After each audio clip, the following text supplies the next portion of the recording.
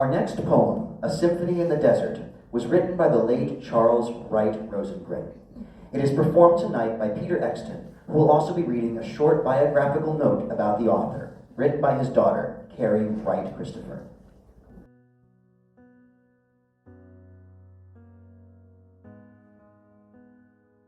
In quiet moments of reflection, my father must have been wistful about opportunities in his life that for one reason or another he had chosen not to take advantage of.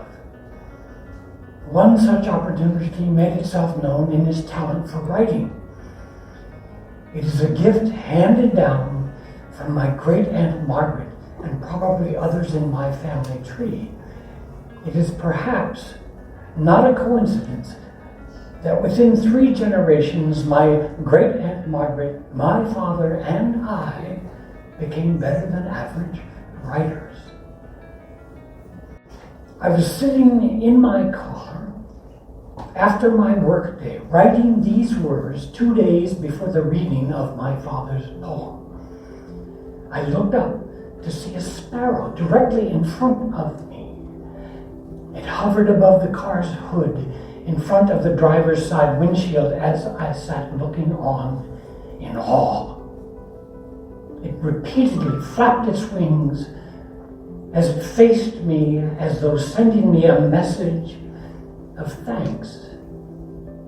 When I researched the spiritual meaning of sparrows, the explanation was that they represent harmony, joy, new beginnings, and spiritual connection. Message happily received, Dad. From an early age, I was in awe of my father's gift for storytelling. His ability to transform a storytelling idea into the creation of the world of Wanda Mary and Tara Lee, his fantasy names for my sister Wendy and me, only happened on rare occasions.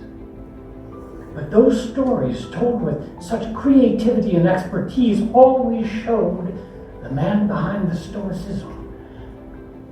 My father loved telling stories, whether through writing or through the process of improvisational verbalizing.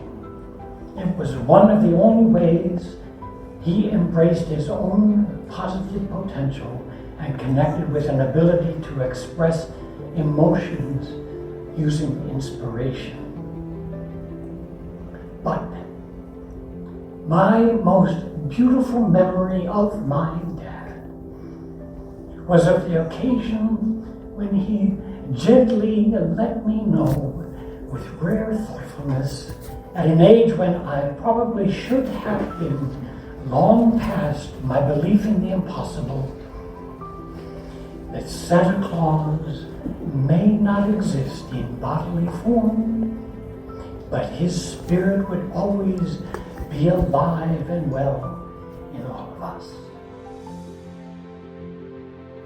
I will always remember that moment, because my father chose the most generous and least distressing way to dispel my own long-standing belief in his childhood myth.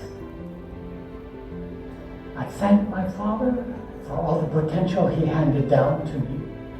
My life with him has filled me with many gifts. I am grateful.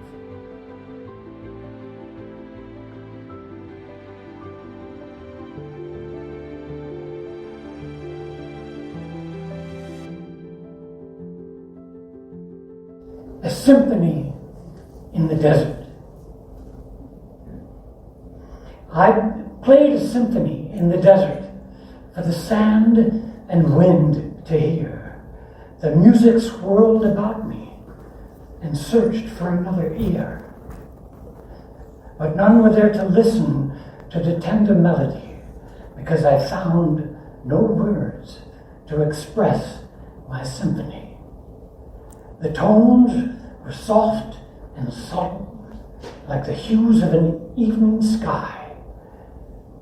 The harmony told of what might be, of things that would never die.